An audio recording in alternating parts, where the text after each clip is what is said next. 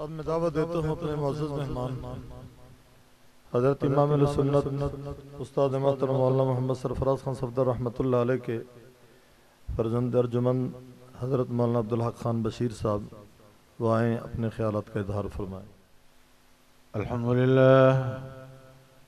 الحمد لله وكفى وسلام على عباده الذين اصطفى أما بعد أعوذ بالله من الشيطان الرجيم بسم الله الرحمن الرحيم ألف لام ميم ذلك الكتاب لا ريب فيه هدى للمتقين صدق الله العظيم وصدق رسوله النبي الكريم ونحن على ذلك لمن الشاهدين والشاكرين والحمد لله رب العالمين۔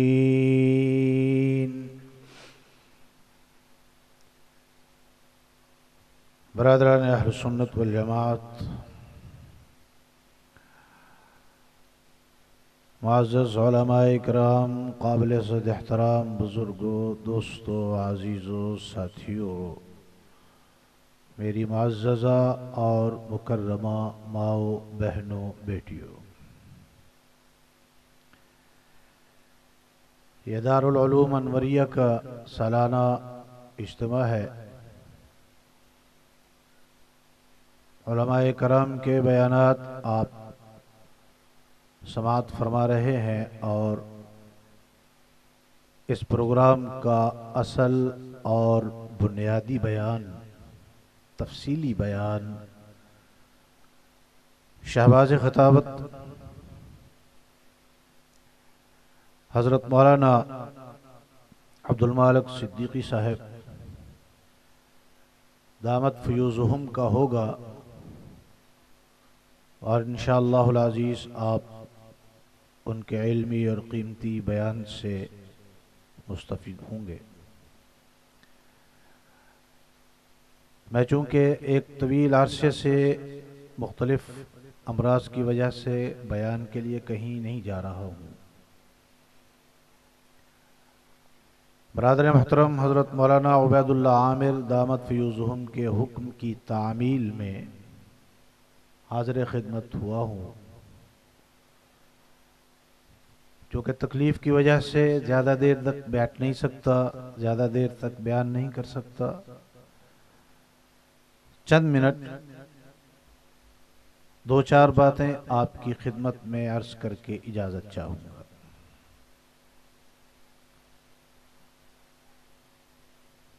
مجھے موضوع دیا گیا ہے فضیلت علم اور فضائل علماء۔ مجھے اس موضوع پر بڑے مختصر وقت میں دو چار باتیں آپ کی خدمت میں عرض کرنی ہیں۔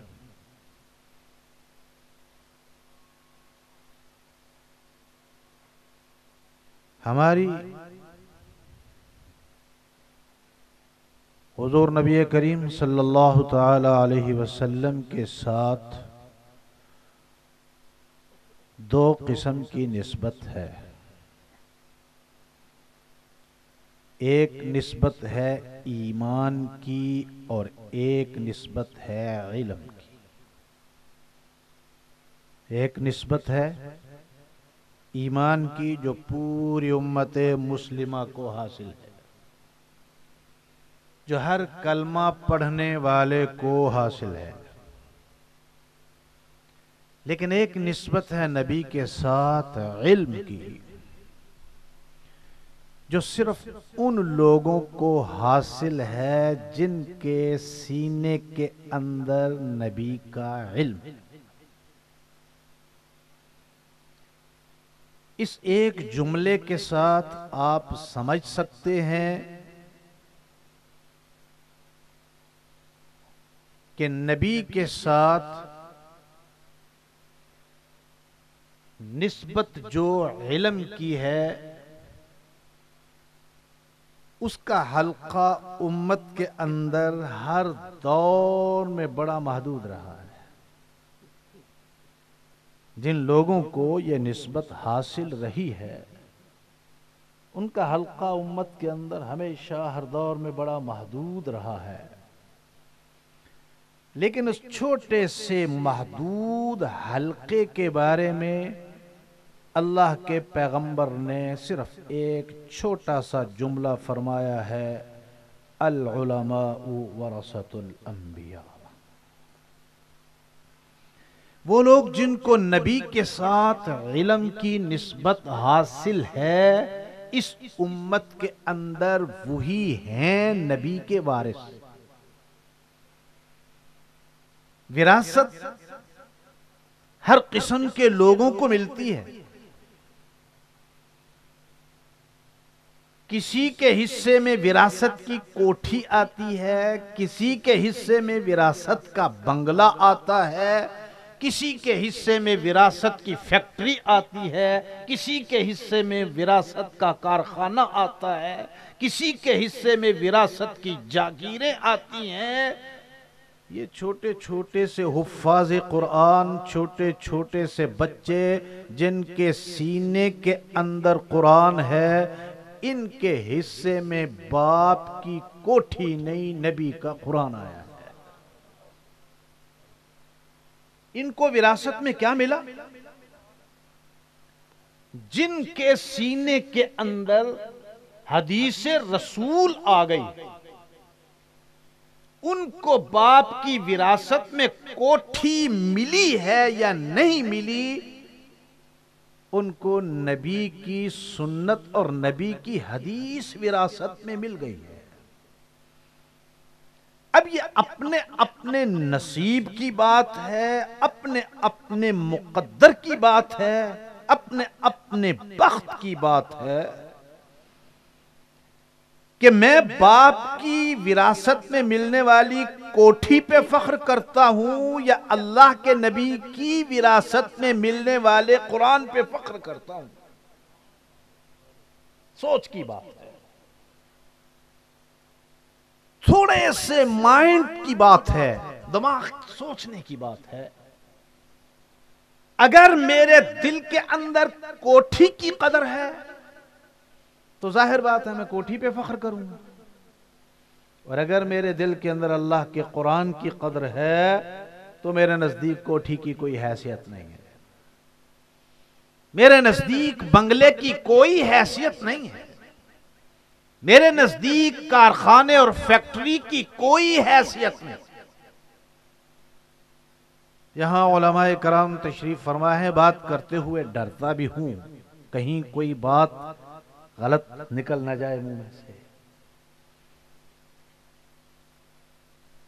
علماء کرام تشریف فرما ہے، بخاری اور مسلم کی روایت ہے، حضور نبی کریم صلی اللہ تعالی علیہ وسلم کا فرمان ہے، حضرت اسامہ ابن زید رضی اللہ تعالی عنہ سے روایت ہے، حضور علیہ السلام نے فرمایا، مسلمان نہ کافر کا وارث بن سکتا ہے، نہ مسلمان کی کافر اولاد اس کی وارث بن سکتی۔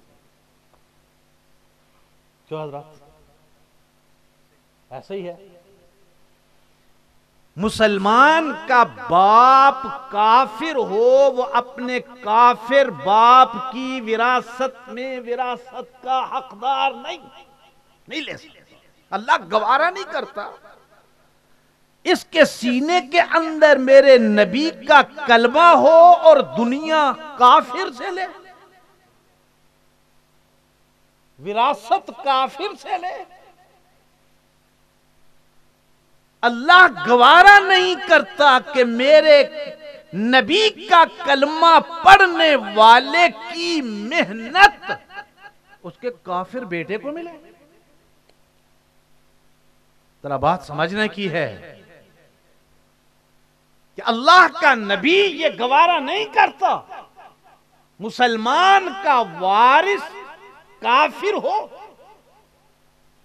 یا مسلمان کسی کافر باپ کا وارث بنے۔ لیکن یہاں ایک بات واضح کرتا چلوں، یہ آئے دن جو آپ اخبارات میں اشتہار دیکھتے رہتے ہیں نا، میں نے اپنے فلاں بیٹے کو نافرمانی کی وجہ سے اپنی منقولہ غیر منقولہ جائیداد سے عاق کر دیا، شرعاً جائز نہیں ہے۔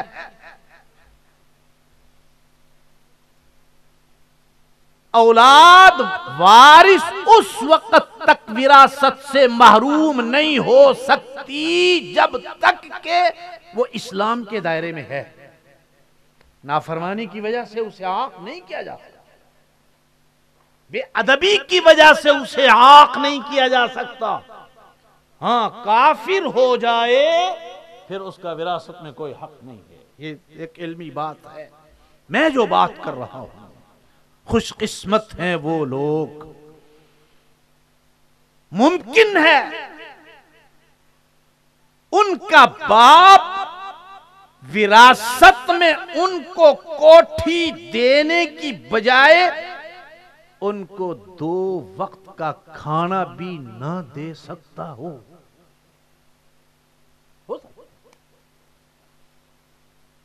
لیکن مسجد اور مدرسے میں بیٹھ کر، مسجد کی چٹائیوں پہ بیٹھ کر، علماء کے سامنے دوزانو ہو کر اس نے باپ کی کمائی ہوئی کمائی سے کھانا اسے نصیب ہوا ہے یا نہیں ہوا، نبی کی وراثت میں اسے قرآن اور حدیث مل گیا ہے۔ نبی کی طرف سے اسے وراثت مل گئی۔ تو یہ ہمیں دکھ ہوتا ہے، افسوس ہوتا ہے۔ بعض لوگ ہمیں احساس کمتری میں مبتلا کرنے کے لیے کبھی کبھی یہ شوشے چھوڑ دیا کرتے ہیں۔ قرآن حفظ کرنا اچھی بات ہے، حدیث پڑھنا بھی اچھی بات ہے، لیکن ان کو اعلیٰ تعلیم بھی حاصل کرنی چاہیے۔ علماء اگر ناراض نہ ہوں تو حقیقت یہ ہے کہ یہ کلمہ کفر ہے۔ ایمانداری سے بتائیے کہ کیا قرآن سے اعلیٰ تعلیم کوئی دنیا میں ہے؟ نبی کی حدیث سے اعلیٰ تعلیم کوئی دنیا میں ہے؟ اگر کوئی شخص یہ کہے کہ ٹھیک ہے قرآن بھی حفظ کر لو، اچھی بات ہے، حدیث بھی پڑھ لو، اچھی بات ہے، فقہ بھی پڑھ لو، اچھی بات ہے، لیکن اعلیٰ تعلیم کے لیے انگلینڈ جاؤ، اعلیٰ تعلیم کے لیے پنجاب یونیورسٹی جاؤ، اعلیٰ تعلیم کے لیے پشاور یونیورسٹی جاؤ، اعلیٰ تعلیم کے لیے سندھ یونیورسٹی جاؤ، اعلیٰ تعلیم کے لیے کراچی یونیورسٹی جاؤ۔ میں یہ سمجھتا ہوں اگر وہ جاہل نہیں ہے تو کافر ضرور ہے، یا کافر نہیں ہے تو بھئی دونوں لفظ عدل بدل کر لیں، دونوں کو آگے پیچھے کر لیں۔ اگر وہ کافر نہیں، اگر وہ واقعتاً قرآن کو اعلیٰ تعلیم نہیں مانتا، انگلش کو، سائنس کو، کمپیوٹر کو، میڈیکل کو، لا کو، انجینئرنگ کو اعلیٰ تعلیم مانتا ہے، قرآن اور حدیث کو اعلیٰ تعلیم مانتا نہیں تو پھر تو کافر ہے۔ اور اگر قرآن اور حدیث کی اہمیت کو جانتا نہیں تو جاہل ہے، اگر مانتا نہیں تو کیا ہے، اور اگر جانتا نہیں تو فتویٰ آپ دے لیں جو آپ کا جی چاہے گا۔ میں سمجھتا ہوں خوش قسمت ہیں وہ لوگ جو گھر کی راحتوں کو چھوڑ کر اللہ کے رسول کی وراثت میں سے کچھ حصہ لینے کے لیے اب یہ اللہ کے رسول کی وراثت ہے. اگر کوئی مصلی پہ کھڑا ہے امامت کے لیے تو اس نے اپنے حصے کے اپنی قسمت کے مطابق نبی کی وراثت میں سے حصہ لے لیا ہے. اگر وہ منبر پہ بیٹھا ہے اس نے اپنی قسمت کے مطابق نبی کی وراثت میں سے حصہ لے لیا ہے. اگر وہ مسند تدریس پہ بیٹھ کر ناظرہ قرآن پڑھا رہا ہے اس نے نبی کی وراثت میں سے اپنی قسمت کے مطابق حصہ لے لیا ہے. اگر کوئی بخاری پڑھا رہا ہے اس نے اپنی قسمت کے مطابق نبی کی وراثت میں سے حصہ لے لیا ہے. امام بھی نبی کا وارث ہے، خطیب بھی نبی کا وارث ہے، مدرس بھی نبی کا وارث ہے. یہ نبی کے وارث ہیں. اور ہمارے ہاں اگر کسی سیاستدان کا کوئی وارث ہو تو لوگ کہتے ہیں بھائی اس کا احترام کرو، اس کی عزت کرو، یہ فلاں سیاستدان کا وارث ہے، یہ فلاں لیڈر کا وارث ہے. ارے آپ کے سیاستدان کے وارث کا مقام ہو سکتا ہے، آپ کے لیڈر کے وارث کا مقام ہو سکتا ہے. کیا اس ملک کے اندر میرے نبی کے وارث کا کوئی مقام نہیں ہے؟ کیا اس ملک کے اندر میرے نبی کے وارث کا کوئی مقام نہیں؟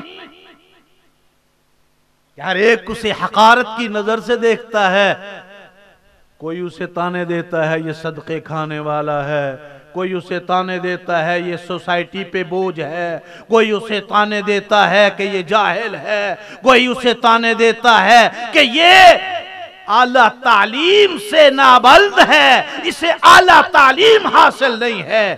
اگر نبی کے وارث کے پاس بھی اعلیٰ تعلیم نہیں ہے تو ناراض نہ ہونا بخدا.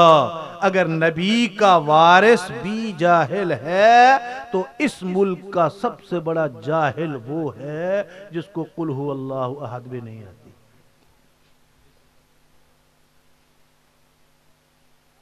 جو قل هو اللہ احد بھی پڑھے تو اسے وہ بھی نہیں آتی. وہ بھی جاہل ہے جس کا علم ایاک نعبد و ایاک نستعین سے آگے نہیں جاتا. وہ بھی جاہل ہے جو لا الہ الا اللہ محمد الرسول اللہ. کیا خیال ہے؟ بات غلط تو نہیں کر رہا ہوں؟ مجھے موضوع وہ دیا گیا ہے فضائل علماء. میں نے ان لوگوں کی فضیلت بیان کرنی ہے جو لوگ میرے نبی کے وارث ہیں. اور میرے نبی کے وارث وہ ہیں جن کے سینے میں نبی کا قرآن ہے، جن کے سینے کے اندر اللہ کی وحی ہے، جن کے سینے کے اندر نبی کی حدیث ہے، جن کے سینے کے اندر بخاری ہے، جن کے سینے کے اندر مسلم ہے، جن کے سینے کے اندر ترمذی ہے، جن کے سینے کے اندر ابو داؤد ہے، جن کے سینے کے اندر موطا امام مالک ہے، جن کے سینے کے اندر حدیث ہے، قرآن ہے. وہ عالم ہیں اور ان کے بارے میں میرے پیغمبر نے فرمایا ہے العلماء ورثۃ الانبیاء. علماء کرام انبیاء کرام علیہم الصلاۃ والتسلیمات کے وارث ہیں. اور حضور نبی کریم صلی اللہ تعالی علیہ وسلم نے فرمایا لوگوں کان کھول کے سن لو. کوئی سمجھتا ہے میں انجینئر بن گیا میرا مقام سب سے اونچا، کوئی سمجھتا ہے میں وکیل بن گیا میرا مقام سب سے اونچا، کوئی سمجھتا ہے میں پریزیڈنٹ بن گیا میرا مقام سب سے اونچا، کوئی سمجھتا ہے میں پرائم منسٹر بن گیا میرا مقام سب سے اونچا، کوئی سمجھتا ہے میں ایم این اے بن گیا میرا مقام سب سے اونچا، کوئی سمجھتا ہے میں MP بن گیا، میرا مقام سب سے اونچا۔ سن لو، مقام دینے والا وہ ہے، بتانے والا میں ہوں۔ میں تمہیں بتاتا ہوں مقام کس کا اونچا ہے۔ خیرکم من تعلم القرآن وعلم۔ مقام دینے والا کون؟ ذرا اونچی آواز سے اور اونچی آواز سے۔ بڑی دیر سے سوئے بیٹھے ہو، ذرا اونچی آواز سے۔ بڑی نیند کر لیا آپ نے، ذرا اونچی آواز سے۔ بڑی نیند کر لیا آپ نے، بڑا سو لیا، اب جاگو۔ خطیب اعظم آنے والے ہیں، میں تو ان کا راستہ صاف کرنے کے لیے بیٹھا ہوں بھائی۔ خدا کا پیغمبر کہتا ہے لوگوں کان کھول کے سن لو، مقام دینے والا وہ ہے، بتانے والا، ذرا اونچی آواز سے، بتانے والا میں ہوں، دینے والا میں تمہیں بتا رہا ہوں۔ مقام اس کا نہیں جو MNA ہے، مقام اس کا نہیں جس کے پاس لا کی ڈگری ہے، مقام اس کا نہیں ہے جس کے پاس میڈیکل کی ڈگری ہے، مقام اس کا نہیں ہے جس کے پاس انجینئرنگ کی ڈگری ہے۔ خیرکم من تعلم القرآن وعلم۔ لوگو کان کھول کے سن لو، مقام اس کا ہے جو پھٹی ہوئی چٹائی پہ بیٹھ کر قرآن پڑھانے والا ہے، پھٹی ہوئی چٹائی پہ بیٹھ کے قرآن پڑھنے والا، جو پرانی سی چٹائی پہ بیٹھ کے قرآن سکھانے والا ہے، اور پرانی سی چٹائی پہ بیٹھ کے قرآن سیکھنے والا۔ خداوند کائنات کا معصوم پیغمبر کہتا ہے لوگو قرآن سیکھنے والا، قرآن سکھانے والا سب سے زیادہ مقام اس کا۔ اے اللہ کے نبی کیوں؟ فرمایا لوگوں کان کھول کے سن لو، دنیا کا ہر علم ہے جس کے اندر شک ہی شک ہے۔ لا کا علم ہے تو اس کے اندر شک، ذرا اونچی آواز سے اور اونچی آواز سے۔ وکیل بھی 10 دفعہ اپنی رائے بدلتا ہے۔ میڈیکل ہے تو اس کے اندر شک ہے، ڈاکٹر 10 نسخے بدلتا ہے، لیکن یہ وہ علم ہے ذالک الکتاب لا ریب فیہ، یہ وہ علم ہے جس کے اندر کوئی شک، ذرا اونچی آواز سے، کسی قسم کا کوئی شک نہیں ہے۔ تیری عقل میں آئے یا نہ آئے وہ الگ بات ہے، تیری عقل کی کمزوری ہے، مگر اس کتاب کے اندر شک۔ ذالک الکتاب لا ریب فیہ، یہ پڑھنے والا اس لیے بہتر کہ اس کے اندر شک کی کوئی نہیں، یہ پڑھانے والا اس لیے بہتر کہ اس کے اندر شک کی کوئی نہیں۔ پھر صحت ملی، وقت ملا تو پھر حاضری ہوگی۔ وآخر دعوانا ان الحمدللہ۔